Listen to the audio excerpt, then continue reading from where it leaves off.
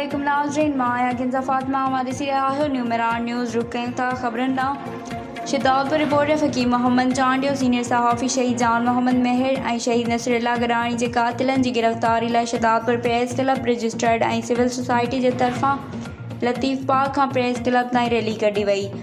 उन मौक़े ते शहदादपुर प्रेस क्लब जे सदर मेहदी हसन पवर, शाद मंगी अब्बास, सांद फ़कीर मोहम्मद चांडियो, असद दाहिड़ी, अली नवाज़ सिरीवाल, असलम आज़ाद ख़ास अली, पांदी रिंद, अक्का नुञर, हसन खोसो ऐं ॿियनि चयो त शहीद जान मोहम्मद महर, नसरुल्लाह गडाणी ऐं ॿियनि जा क़ातिल गिरफ़्तार करे क़लमदड़नि सां इंसाफ़ कयो वञे। हुननि चयो त सहाफ़ियुनि मथां वक़्त बे वक़्त हमला, कूड़ा केस ऐं खेनि शहीद करणु मामूल बणिजी वियो आहे, पर हुकूमत अघोर निंड सुतल आहे।